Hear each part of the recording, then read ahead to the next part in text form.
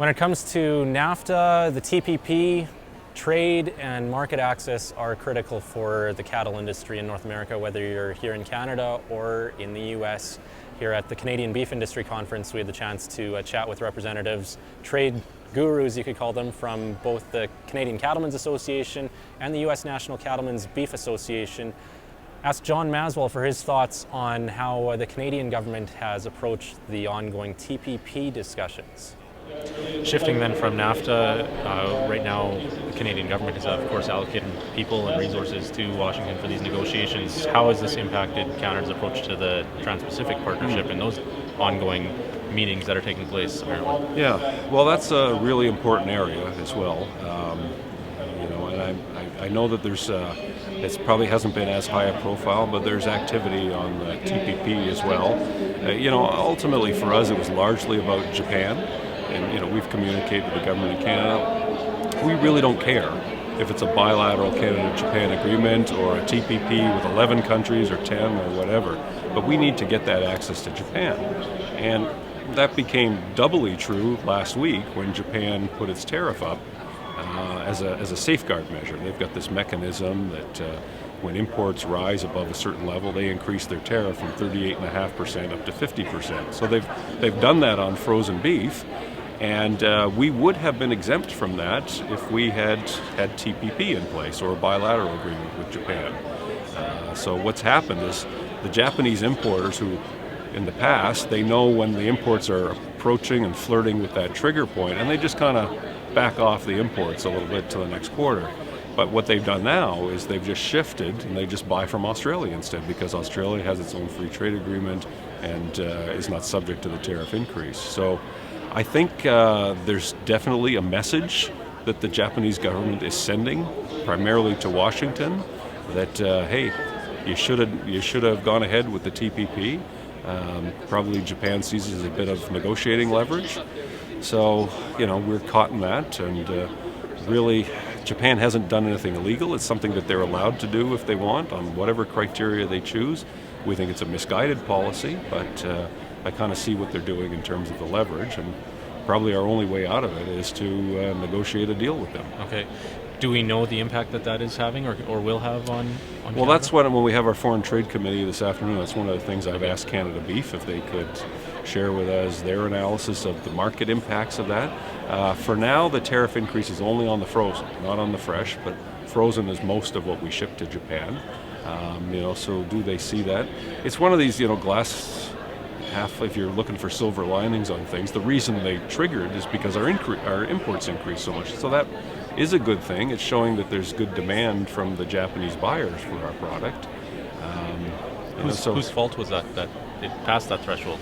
Well, ours was up quite a bit. Okay. It wasn't only ours. I mean, we're not big enough on our own to trigger it, but unfortunately, they still count the imports from Australia in figuring whether the increase has been made, but then they exclude Australia from the tariff increase. Okay. So one of the things we've said to them is maybe they need to re-examine the formula, and maybe they need to delay the implementation of this while they do that examination. They said no. Okay. Formula was hit, up it goes. No. So there's been some discussion lately about whether Canada has taken the foot off the gas on the TPP. What are your thoughts? Is Canada stalling there, or how would you describe it? Well, the question might be, was the foot ever on the gas? Okay. Because the message ever since the election in 2015 from the current government has been, we didn't negotiate that agreement. First they wanted to study it, and then they signed it and said, well, we'll consult with Canadians and find out whether we want to ratify it. And then President Trump was elected and they backed out, and so we're sort of in limbo as to Canada never actually, what's the term, never actually made it known, what the government of Canada's position on TPP with 12 members is anyway. But I think on the other hand, if you're a trade negotiator, and I used to work in the Trade Department, and I know a lot of the people involved, they've devoted a lot of their career towards negotiating what is actually a very high-quality agreement. As we talk about modernizing NAFTA, well, we did it. It was called the TPP. So I think there's a feeling that you want to take some of what was in the TPP and get it into the NAFTA as modernization, but they also want to see the TPP move forward. At this point, though, they don't have the political direction to do that. So I think what they are able to do is to do some exploring, let's talk to the other countries, are we just, wondering amongst ourselves, or what does Japan want to do? What are these other countries? Well, I can tell you, Japan very much is invested in the TPP and wants it to go forward. This is why I think you're seeing them do something like this, the tariff increase as a lever. Some of the other countries, though, it may be less clear. Like if you're Vietnam or Malaysia, the value of the TPP was in getting access to the United States. So some of those countries might need some convincing still. So I think that's kind of the nature of the exploration that's going on.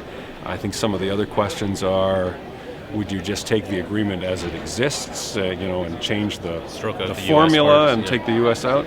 Or do you say, you know what, there's elements that are in that agreement that are only in that agreement because the U.S. wanted them. Okay. And therefore, why would the other 11 of us do something that we didn't want anyway? So there would probably need to be some kind of a process where they look and see what are the things that the U.S. wanted and either stroke them out or suspend them or what.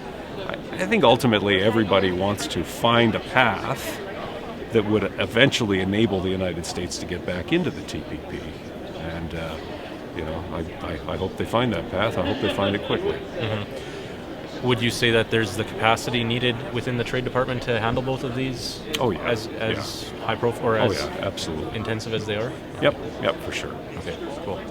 Well, we look forward. I'm sure this won't be the last time we chat in the next couple months here, John. So thanks for taking the time. Thanks, Kelvin. Yep. Appreciate it.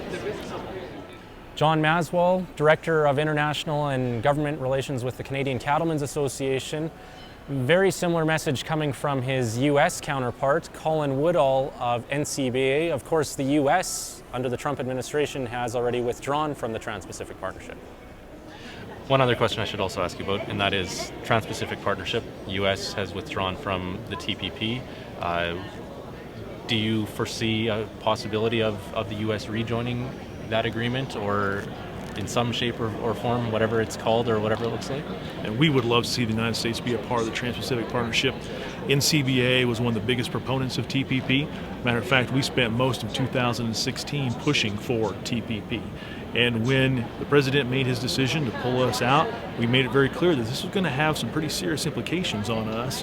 And in fact, that's what we're going through right now. Because of the amount of product we're sending into Japan, we now have a snapback tariff that is hitting not only us, but the Canadians as well.